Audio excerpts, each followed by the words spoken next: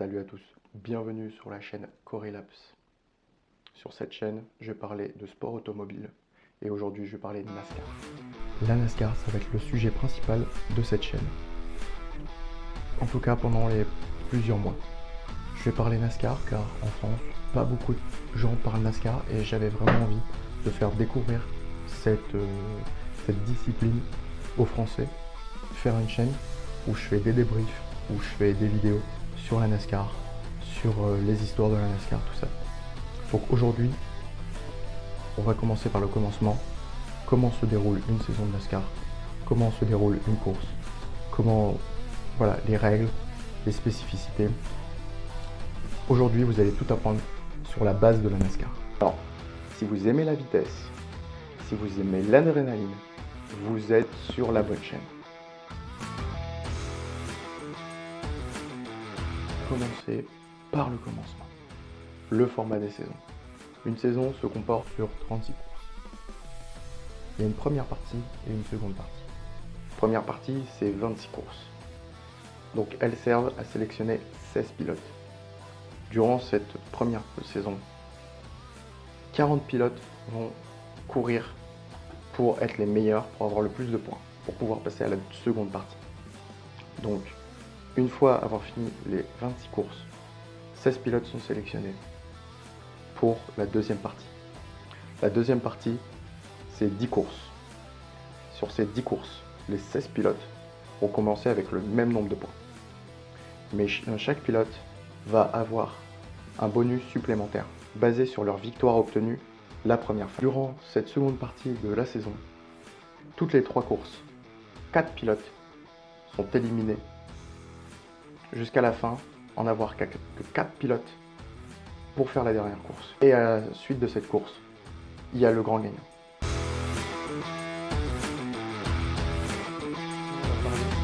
Les circuits. Tous les types de circuits, sur quel circuit ils roulent et leurs spécificités.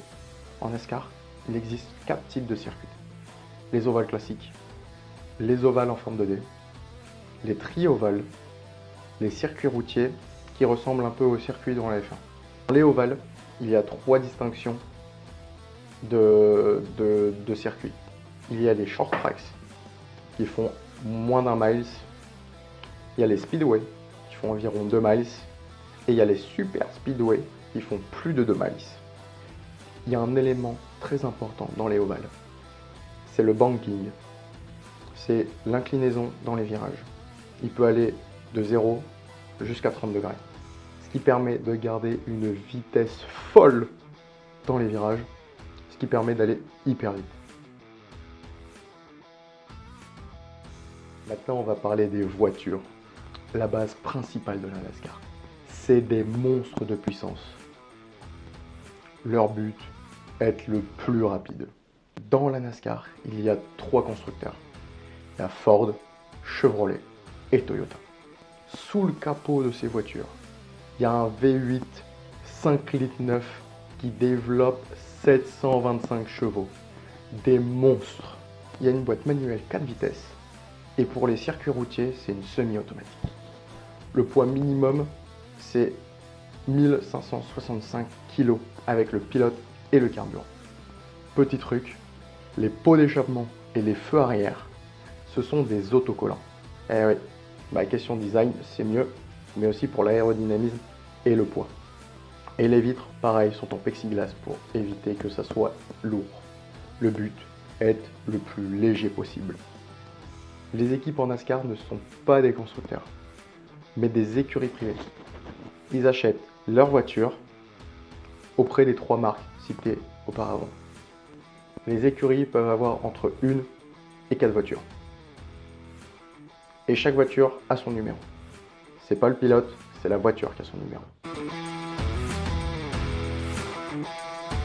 Maintenant, passons au déroulement de la course. Sur chaque circuit, les pilotes doivent parcourir un nombre de miles total. Ce nombre de miles est divisé en 3 et donne 3 segments. Le premier et le deuxième segment, les 10 premiers marquent des points pour le championnat. Le premier 10 points, le deuxième 9 points, etc. etc. jusqu'au 10e 1 point. Le vainqueur de ces deux premiers segments reçoit 1 point pour la seconde partie. Le troisième segment, le segment final, tous les pilotes marquent des points. 40 points pour le vainqueur, 35 pour le deuxième, jusqu'à 2 points pour le 35e et 1 point pour tout le reste, de 36 à 40. Le gagnant final remporte 5 points bonus pour la seconde partie du championnat. Et voilà, maintenant vous connaissez tout sur la base de la NASCAR.